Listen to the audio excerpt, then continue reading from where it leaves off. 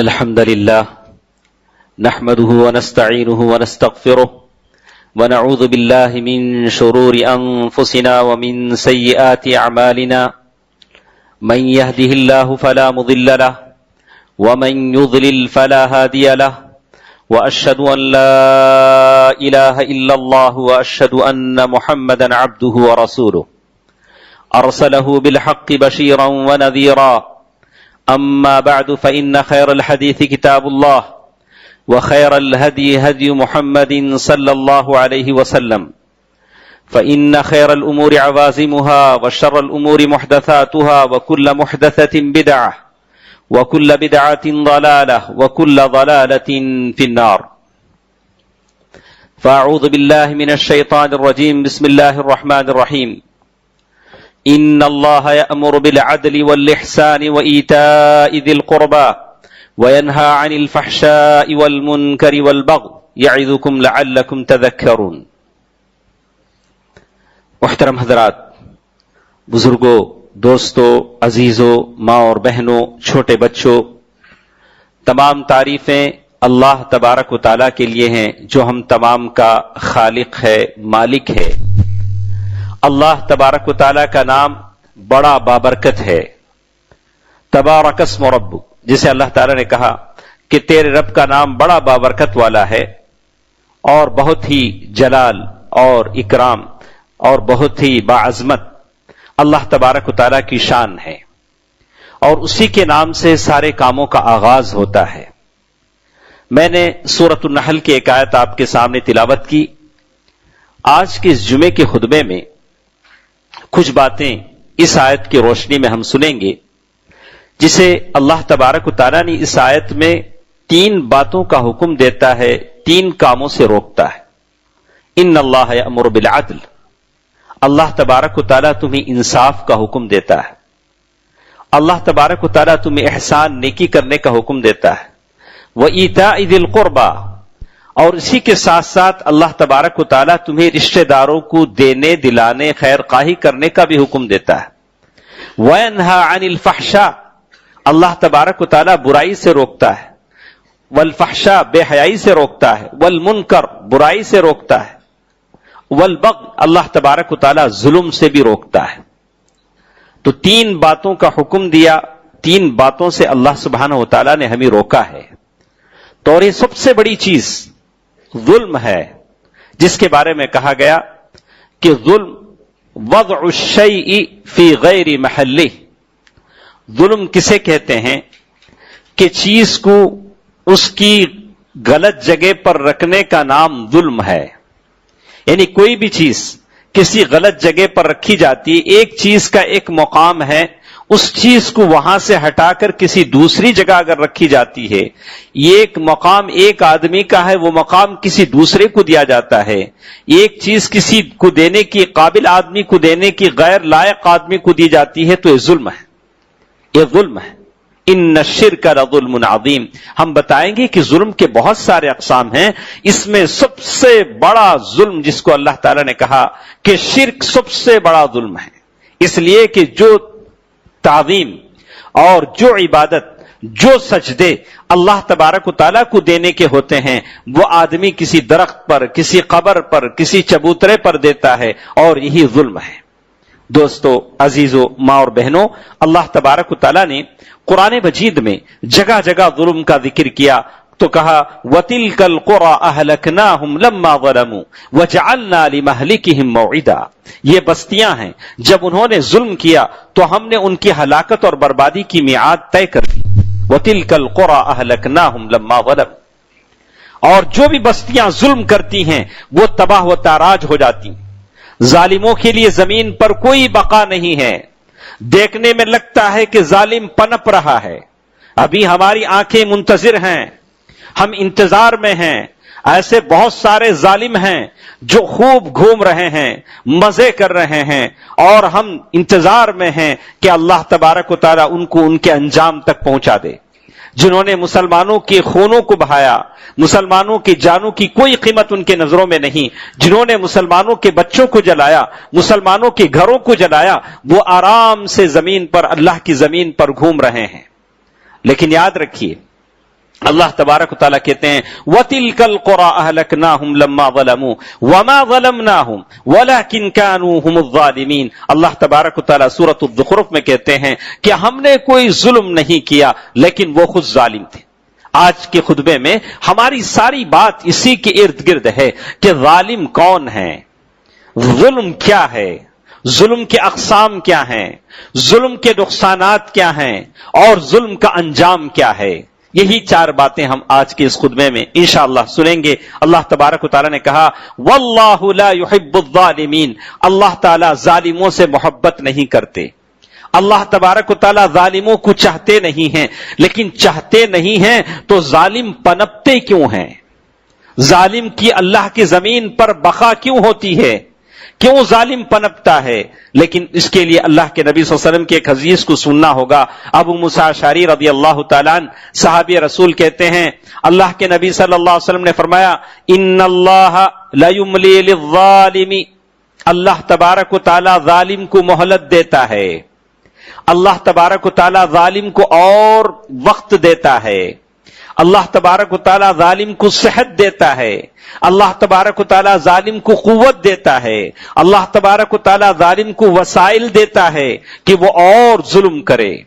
حتی اذا اخذہ، لیکن اللہ جب ظالم کو پکڑ لیتے ہیں لم یفلتو، اب وہ بچ نہیں پاتا۔ اخذ عزیز مقتدر، اللہ تبارک و تعالیٰ کی پکڑ بڑی مضبوط ہوتی ہے۔ اللہ کے نبی صلی اللہ علیہ وسلم نے پھر آیت پڑھی وَكَذَلِكَ أَخْذُ رَبِّكَ إِذَا أَخَذَ الْقُرَىٰ وَهِيَ ظَالِمَةٌ إِنَّ أَخْذَهُ أَلِيمٌ شَدِيدٌ، اللہ کی پکڑ بڑی سخت ہے۔ اے ظالموں، اللہ تعالیٰ نے کہا کہ دیکھو دنیا میں جتنے بھی ظالم ہیں، ظلم کہیں سے بھی ہو سکتا ہے، کوئی اپنے پر ظلم کر رہا ہے، کوئی اللہ کے ساتھ ظالم ہے، کوئی اپنے بھائیوں کے ساتھ ظالم ہے، کوئی اپنی بیوی پر ظلم کر رہا ہے، بیوی شوہر پر ظلم کر رہی ہے، کوئی اپنے بچوں پر ظلم کر رہا ہے، کوئی اپنے مسلمان بھائی پر ظلم کر رہا ہے، کوئی اپنی ماتحتوں پر ظلم کر رہا ہے، کوئی اپنی نوکر چاکروں پر ظلم کر رہا ہے۔ سن لیجئے ان اخذہ علیم شدید، اللہ کی پکڑ بڑی سخت ہے، اللہ کی پکڑ سے کوئی بچ نہیں سکے گا۔ عائشہ رضی اللہ تعالی عنہا ام المؤمنین اپنے ایک صحابی کو نصیحت کرتے ہوئے کہتی ہیں، ابو سلمہ بن عبد الرحمن ان کا کسی سے زمین کا جھگڑا تھا، جائیداد کا جھگڑا تھا، ماں کہہ رہی ہیں من ظلم قید شبر من الارض طوقہ ارضین۔ ام المؤمنین عائشہ رضی اللہ تعالی عنہ فرماتی ہیں کہ ابو سلمہ بن عبد الرحمن سن لیجئے، ایک بالش زمین بھی آپ کسی کی لیں گے، ایک بالش زمین بھی کسی کی آپ لیں گے، اللہ تبارک و تعالی آپ کو بہت ساری زمینیں آپ کے گردن میں ڈال دے گا، اس کا جواب دینا ہوگا۔ اور حدیثوں میں کہا گیا 7 زمینیں 7 ارضین، اللہ تبارک و تعالیٰ 7 دگنا بنا کر اسے تمہارے گردن میں لٹکا دیں گے کل حشر کے دن۔ ایک بالش زمین، یہاں تو لوگ سارا قبضہ کر بیٹھے ہیں، سارے کا سارا قبضہ کر بیٹھے ہیں۔ اور دیکھیے اس سلسلے میں بڑی بڑی حدیثیں ہیں۔ اللہ کے نبی صلی اللہ علیہ وسلم کے پاس ایک حضرمی شخص اور ایک کندی شخص آتا ہے۔ حضرمی شخص کہتا ہے اللہ کے نبی اس نے میری زمین لے لی ہے۔ کندی کہتا ہے کہ نہیں اللہ کے نبی یہ زمین میرے پاس ہے اور میں اس کا حقدار ہوں، میں اس میں زراعت کر رہا ہوں۔ اللہ کے نبی صلی اللہ علیہ وسلم پوچھ رہے ہیں کہ اے حضرمی کیا تمہارے پاس کوئی وٹنس ہے، دلیل ہے کہ یہ زمین تمہاری ہے؟ انہوں نے کہا کہ اللہ کے نبی نہیں ہے۔ اور اس کندی سے کہا کہ کیا تم قسم کھا سکتے ہو کہ یہ زمین تیری ہے؟ اس نے کہا کہ حضرمی نے کہا اللہ کے نبی وہ تو جھوٹا ہے، وہ تو قسم کھا لے گا، اس میں کیا لگتا ہے، وہ تو جھوٹا ہے۔ اللہ کے نبی صلی اللہ علیہ وسلم نے فرمایا ایسا کھائے گا بھی تو اس کا وبال اس پر ہوگا، اللہ تعالیٰ کل حشر میں اس سے منہ پھیر لیں گے۔ ہم بہت سارے ایسے سمجھتے ہیں کہ ہم اپنے دلائل سے، اپنی زبان سے، اپنے مکر سے کسی کا بھی حق مار سکتے ہیں، لیکن سن لیجئے کل حشر میں دنیا میں تو لے سکتے ہیں اپنے پیسوں سے، اپنے دلائل سے، اپنے وکیل سے، اپنے کورٹ سے، لیکن کل اللہ تبارک و تعالیٰ کے پاس آپ ایسے جائیں گے کہ اللہ تبارک و تعالیٰ کے پاس آپ کو جواب دینا پڑے گا۔ یہ اللہ تبارک و تعالیٰ کا فیصلہ ہے۔ تو ایک ظلم ہے جو اصل ہم کہہ رہے تھے، اللہ کے نبی صلی اللہ علیہ وسلم نے اسی لیے فرمایا اتقوا الظلم فإن الظلم ظلمات یوم القیامہ، ظلم سے ڈرو اس لیے کہ ظلم قیامت کے دن تاریکیوں میں سے ایک تاریکی ہے۔ قیامت کے دن کی تاریکیوں میں سے ایک تاریکی ہے. انس رضی اللہ تعالی عنہ فرماتے ہیں اتقوا دعوت المظلوم وان كان كافرا فانه ليس بينه وبين حجاب. دیکھو مظلوم کی بد دعا سے ڈرو، اس لیے کہ اگرچہ وہ کافر ہی کیوں نہ ہو، اس لیے کہ اللہ تبارک و تعالیٰ کے پاس اس کی دعا جاتی ہے اور اس کے بیچ میں کوئی پردہ نہیں ہوتا. دوستو عزیزو، ماں اور بہنوں، ایک ظلم ہے جو عام باتوں میں کہتے ہیں، لیکن ہماری جو بات تھی کہ آج جو کچھ ظلم مسلمانوں پر ہو رہا ہے، اس ظلم کی ایک بات ہم کر رہے ہیں. مسلمان جن کا خون بے دریغ بہایا جا رہا ہے اور دشمن اپنے اس میں مگن ہیں، ان کو سن لینا چاہیے. سلف کے قول جب ہم کہتے ہیں تو کہتے ہیں، ابو الدرداء رضی اللہ تعالی عنہ فرماتے ہیں ایاک ودمعۃ الیتیم، ایاک ودمعۃ الیتیم، دیکھو کسی یتیم کے آنسو مت بہاؤ، ودعوت المظلوم، کسی مظلوم کی بد دعا مت لو، فإنها تسری باللیل والناس نیام. یہ مظلوم کی بد دعا راتوں کو اللہ کے پاس چلتی ہے جب لوگ سو رہے ہوتے ہیں. اللہ اکبر. مظلوم کی بد دعا سے بچو، کسی کا دل مت توڑو اور اس سے بچو. تو معلوم یہ ہوا کہ ظلم تو ظلم ہوتا ہے. آج مسلمانوں پر جو کچھ ظلم ہو رہا ہے اس میں ہم صبر کریں. تاریخ کی مثالیں دیکھیں. ابو مسعود بدری رضی اللہ تعالی عنہ کے بارے میں آتا ہے، انہوں نے اپنے کسی نوکر کو مارا تو اللہ کے نبی صلی اللہ علیہ وسلم نے دیکھا، کہا اعلم ابا مسعود، اے دیکھو غور سے سنو، تم جتنے اس نوکر پر قادر ہو اللہ تبارک و تعالیٰ تم پر زیادہ قادر ہے. انہوں نے فوراً اس کو آزاد کر دیا، بولا کہ جاؤ حر لوجہ اللہ تبارک و تعالیٰ، اے اللہ کے نبی صلی اللہ علیہ وسلم میں ان کو آزاد کرتا ہوں. اللہ کے نبی صلی اللہ علیہ وسلم فرمایا کہ اگر تم آزاد نہ کرتے تو یہ تمہارے لیے جہنم کا باعث بن جاتا، آگ کا باعث بن جاتا. دوستو عزیزو، ایک بنیادی بات جس کو سمجھنا ضروری ہے، ظلم اپنی جگہ ہوتا ہے لیکن مظلوم کی مدد آپ پر ضروری ہے. وہ زمانہ تھا اللہ کے نبی صلی اللہ علیہ وسلم مکے کی گلیوں میں گھومتے تھے، مکے کی گلیوں میں لوگوں کو لا الہ الا اللہ کی دعوت دے رہے ہوتے تھے.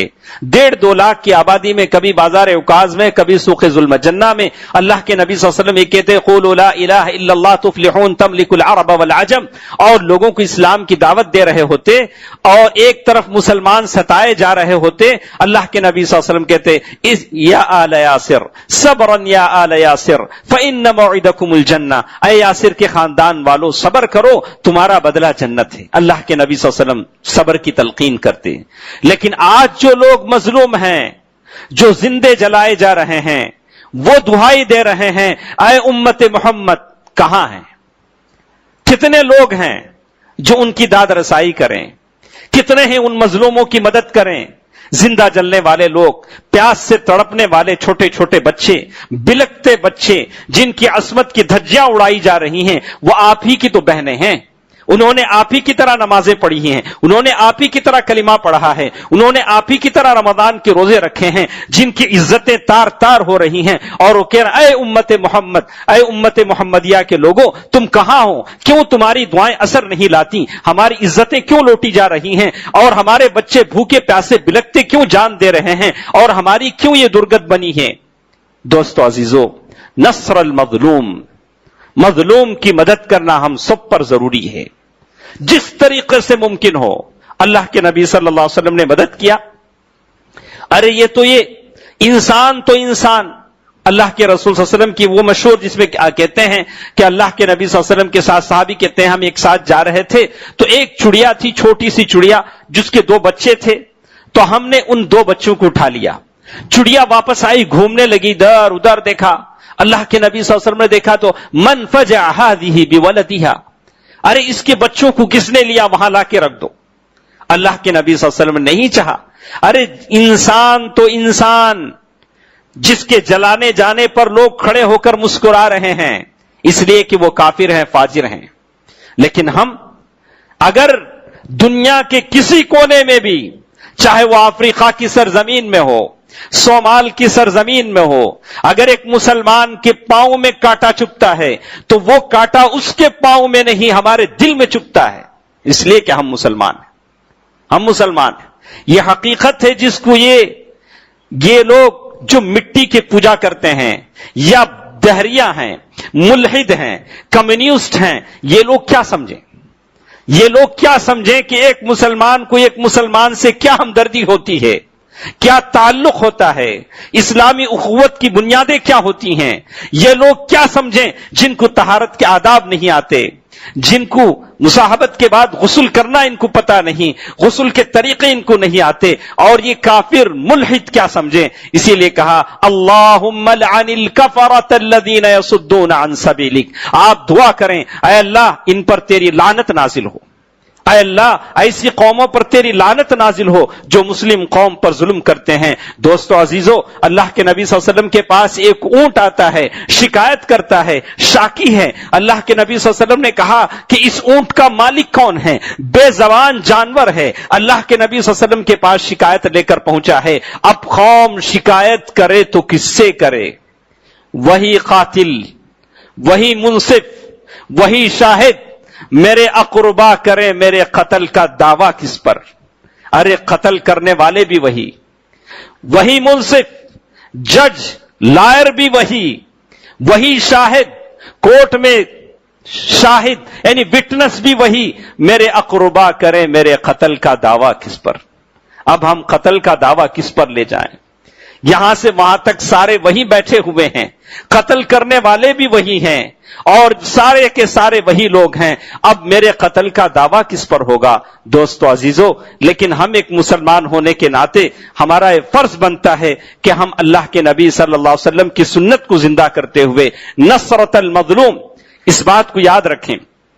ابن تیمیہ رحمہ اللہ کی ایک قول کو میں ہمیشہ نقل کرتا ہوں. ابن تیمیہ رحمہ اللہ نے کہا ابن تیمیہ رحمہ اللہ فرماتے ہیں کہ اگر کوئی کافر مملکت ہے، کافر حکومت ہے، عادلہ انصاف پسند ہے تو وہ حکومت باقی رہ سکتی ہے، لیکن اگر کوئی مسلمانوں کی حکومت ہے لیکن ظلم کرتی ہے، ظالم حکومت ہے، تو وہ حکومت باقی نہیں رہ سکتی. اللہ تعالیٰ ظلم کو باقی نہیں رکھ سکتے. اسی لیے سفیان ثوری نے کہا رحمہ اللہ کہ تم اللہ تبارک و تعالیٰ کے پاس 70 گناہ لے کر جاؤ جو تمہارے اور اللہ کے بیچ میں ہو سکتا ہے اللہ تبارک و تعالیٰ تمہیں معاف فرما دے، لیکن ایک گناہ ایسا لے کر جاؤ جو تمہارے اور تمہارے بندوں کے بیچ میں ہو، اللہ تعالیٰ اسے معاف نہیں کریں گے، اللہ تعالیٰ کے ہاں وہ گناہ معاف نہیں ہوگا جب تک کہ وہ بندہ معاف نہ کرے، وہ آدمی معاف نہ کرے. ہم کتنے ایسے ہیں، مجھے ایک لاجک سمجھ میں نہیں آتی. اللہ تبارک و تعالیٰ نے قرآن مجید میں کہا ان اللہ لا یہدی القوم الظالمین، اللہ تبارک و تعالیٰ ظالموں کو ہدایت نہیں دیتا. ارے میں تو 5 مرتبہ اہدنا الصراط المستقیم پڑھتا ہوں نماز میں، اہدنا الصراط المستقیم، یا اللہ مجھے سیدھا راستہ بتا دے. ارے تم تو ظالم ہو، تم نے کسی کا حق ہتھیا لیا ہے، کسی کی جائیداد ہڑپ لی ہے، کسی کی دکان ہڑپ لی ہے، کسی کا گھر ہڑپ لیا ہے، کسی کے بہن کا حق، بہن بھائی کا حق، باپ بیٹے کا حق، بیٹا باپ کا حق، یہ سارے حقوق ہم نے ہڑپ لیے ہیں اور اللہ سے کہہ رہے اہدنا الصراط المستقیم. اللہ تبارک و تعالیٰ فرماتے ہیں ان اللہ لا یہدی القوم الظالمین، تم ظالم ہو، تمہیں ہدایت نہیں مل سکتی. اس ظلم کو پہلے دھو کر آؤ. جو حق تم نے کسی کا لیا ہے، کسی کا بھی حق لیا ہو، اس حق کو دھو کر آؤ. دوستو عزیزو، میری ماں اور بہنوں، یہاں سے اٹھنے سے پہلے میں سوچوں، آپ سوچیں کہ کیا میرے دامن پر کسی کا حق ہے؟ کسی کا حق میں نے لے لیا ہے. اسی لیے کہا گیا آدمی قرآن پڑھتا ہے تو اپنے آپ پر خود لعنت کرتا ہے. کیسے؟ لوگوں نے پوچھا کہ کیسے آدمی قرآن پڑھ کر اپنے آپ پر لعنت کرتا ہے، تو کہا کہ وہ ایسے قرآن پڑھتا ہے تو کہتا الا لعنت اللہ علی الظالمین، ارے لعنت ہو ظالموں پر، لعنت ہو ظالموں پر. تو وہ خود ظلم کرتا ہے، اور قرآن پڑھتا الا لعنت اللہ علی الظالمین. دوستو عزیزو، ماں اور بہنوں، یہ ایک ظلم ہے جو اپنے آپ میں کرتے ہیں. ایک دوسرا ظلم ہے جو کافر قومیں، حکومتیں اپنے لوگوں پر کرتی ہیں. جیسے آج کے زمانے میں ہم دیکھ رہے ہیں کہ یہ کافر قومیں مسلمانوں کی نسل کشی کر رہے ہیں. بالکل ایسا ہی فرعون کے زمانے میں بھی ہوا تھا. فرعون یقتل ابناءہم ویستحیی نساءہم، جیسے وہ فرعون نے بھی ایسے ہی کیا تھا، وہاں کے بچوں کو قتل کرتا تھا، عورتوں کو زندہ رکھتا تھا اور ان کے بچوں کو ذبح کرتا تھا۔ اللہ تبارک و تعالیٰ نے اس قوم کو ایسے مہلت دی، ایک ایسا دن بھی آیا کہ انہوں نے اپنے سامنے فرعون کو اس کے فوجوں سمیت بحر قلزم میں ڈبوتا دیکھا۔ اللہ تعالیٰ نے بحر قلزم میں اسے ڈبو دیا۔ ظالم اپنے انجام کو پہنچتا ہے لیکن تھوڑا وقت لگتا ہے، تھوڑا وقت لگتا ہے، اس کے لیے آپ کو دعائیں کرنی پڑیں گی، اللہ تبارک و تعالیٰ کے سامنے گریہ اوزاری کرنے پڑے گی، اور تہجد میں، قیام اللیل میں، قنوت نازلہ میں آپ کو اللہ تعالیٰ سے بار بار دعا کرنا پڑے گا، اللہم خالف بین کلمتہم وزلزل اقدامہم، اے اللہ ان کے اتحاد کو توڑ دے، ان کے قدموں کو ڈگمگا دے، وشتت شملہم وفرق جمعہم وقتل شبانہم، اے اللہ ان کے نوجوانوں کو قتل کر دے، ان کی عورتوں کو بیوہ بنا دے، اے اللہ ان کے بچوں کو یتیم بنا دے، یا اللہ ان کی قوت کو توڑ دے۔ جو لوگ مسلمانوں پر ظلم کرتے ہیں وہ دعائیں آپ کو کرنی ہوں گی، اس لیے کہ دعا ہے جو مومن کا ہتھیار ہے، جو دعا ہے مومن کا ہتھیار ہے۔ جب تک ہم یہ دعا نہیں کریں گے، اور آپ دیکھیں گے سیرت میں ایسی ایسی مثالیں آتی ہیں، ایک زمانہ ایسا بھی آیا، حضرت عمر فاروق رضی اللہ تعالی عنہ کا زمانہ تھا، دعائیں کیسے اثر لاتی ہیں ہم آپ کو بتائیں گے۔ حضرت عمر فاروق رضی اللہ تعالی عنہ کا زمانہ تھا، حضرت سعد بن ابی وقاص کوفے کے گورنر تھے، لوگوں نے شکایت کی کہ سعد وہ اچھے آدمی نہیں ہیں، بلا کہ کہا ارے سعد صحابی رسول ہیں، اللہ کے رسول صلی اللہ علیہ وسلم کے ساتھ انہوں نے گزر بسر کی، کہا کہ ارے ان کو نماز پڑھانا نہیں آتا ہے، ان کو نماز پڑھانا نہیں آتا ہے۔ حضرت سعد نے لکھ بھیجا کہ اے سعد تمہارے بارے میں لوگ شکایت کرتے ہیں۔ اور سعد نے کہا اے عمر امیر المؤمنین، میں تو ویسے نماز پڑھاتا ہوں جیسے اللہ کے رسول صلی اللہ علیہ وسلم نماز پڑھاتے تھے، پہلی 2 رکعتیں لمبے پڑھاتا ہوں، بعد کی 2 رکعتیں مختصر پڑھاتا ہوں، اللہ کے نبی صلی اللہ علیہ وسلم ایسے پڑھاتے تھے۔ حضرت عمر رضی اللہ تعالی عنہ نے انکوائری کے لیے لوگوں کو بھیجا، اور وہ لوگ آئے، مسجد میں سارے لوگوں سے پوچھا، اور وہ آدمی کھڑا ہوا اور اس نے کہا کہ یہ سعد جو ہیں وہ ان کو نماز پڑھانا نہیں آتا ہے، تقسیم بھی برابر کرنا نہیں آتا ہے، انصاف برابر نہیں کرتے ہیں، لا یقسم بالسویہ، اور وہ انصاف برابر نہیں کرتے ہیں۔ اس وقت انہوں نے اللہ تعالیٰ سے دعا کی، سعد بن ابی وقاص نے، اے اللہ اگر یہ ریاکاری کے لیے ٹھہرا ہے اور یہ اپنے بات میں جھوٹا ہے، فاعمی بصرہ واتل اور فاعمی بصرہ، اے اللہ اسے تو اندھا کر دے، اس آدمی کو تو اندھا کر دے، اس کی فقیری کو بڑھا دے، اس کی عمر لمبی کر دے۔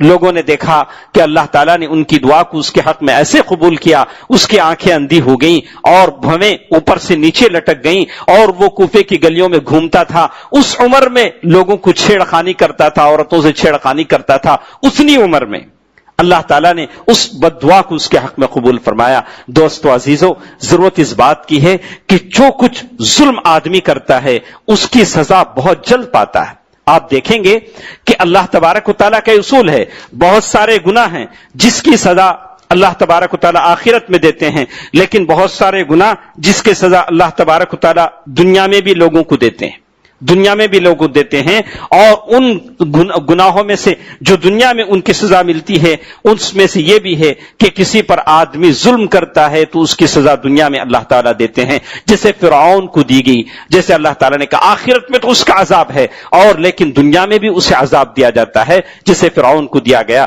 اللہ تعالیٰ نے قرآن مجید میں کہا کہ یہ ایسے لوگوں کو جلانے کی جو واقعات ہیں جیسے آج کی دنیا میں ہم دیکھ رہے ہیں، سورۃ البروج میں اللہ تعالیٰ نے پورا نقشہ کھینچا۔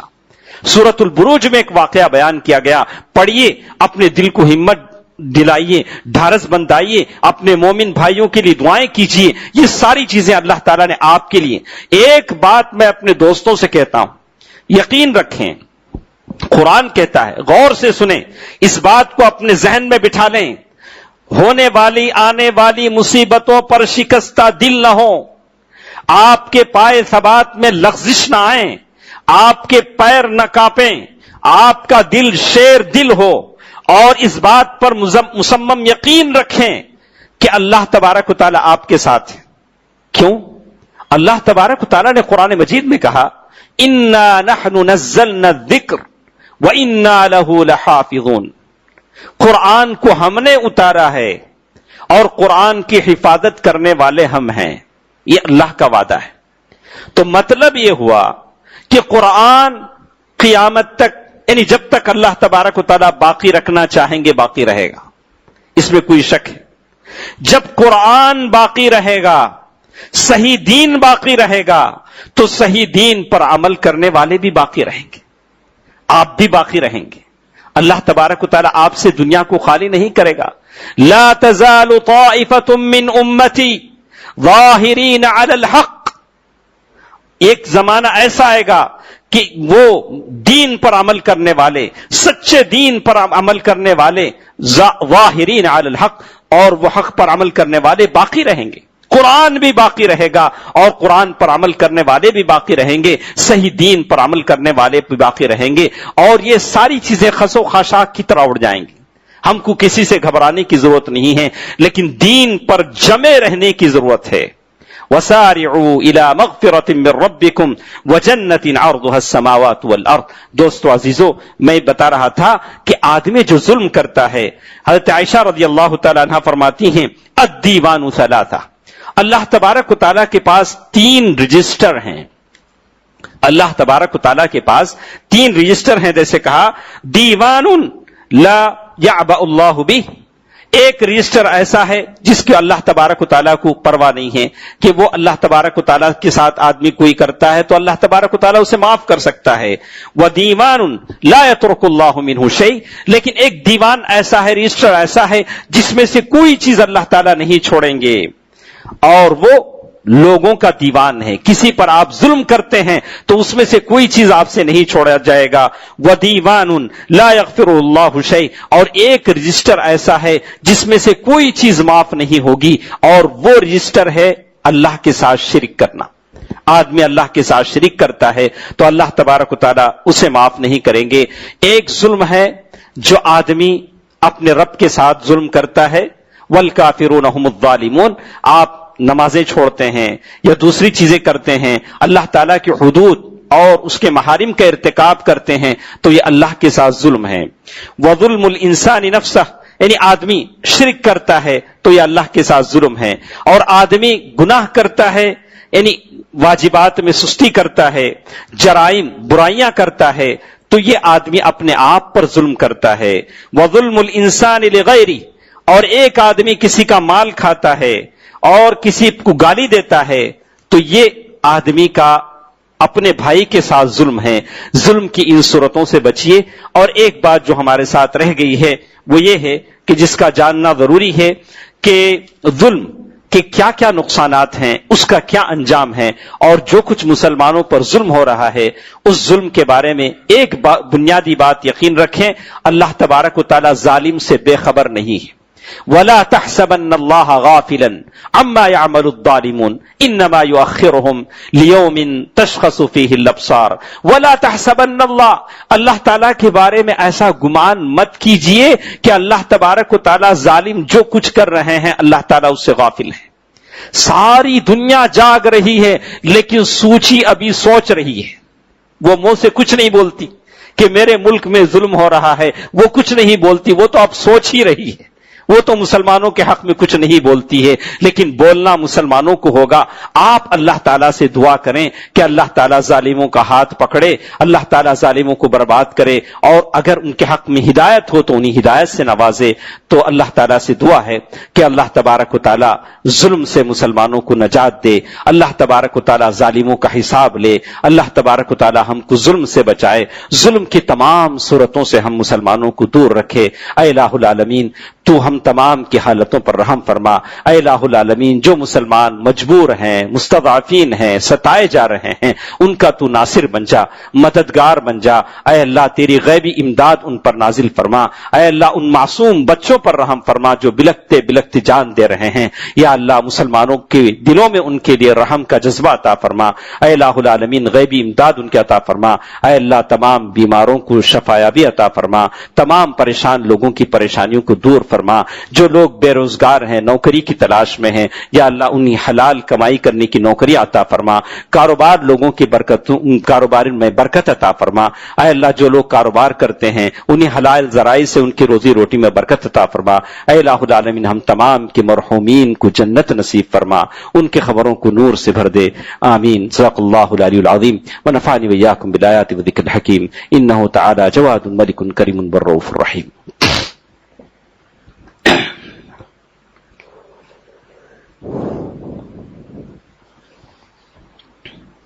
الحمد لله نحمده ونستعينه ونستغفره ونؤمن به ونتوكل عليه ونعوذ بالله من شرور أنفسنا ومن سيئات أعمالنا، من يهده الله فلا مضل له ومن يضلل فلا هادي له، وأشهد أن لا إله إلا الله وأشهد أن محمدا عبده ورسوله أرسله بالحق بشيرا ونذيرا، أما بعد فإن خير الحديث كتاب الله وخير الهدي هدي محمد صلى الله عليه وسلم، فإن خير الأمور عوازمها وشر الأمور محدثاتها وكل محدثة بدعة وكل بدعة ضلالة وكل ضلالة في النار، فأعوذ بالله من الشيطان الرجيم، بسم الله الرحمن الرحيم، إن الله وملائكته يصلون على النبي يا أيها الذين آمنوا صلوا عليه وسلموا تسليما، اللهم صل على محمد وعلى آل محمد كما صليت على إبراهيم وعلى آل إبراهيم إنك حميد مجيد، اللهم بارك على محمد وعلى آل محمد كما باركت على إبراهيم وعلى آل إبراهيم إنك حميد مجيد،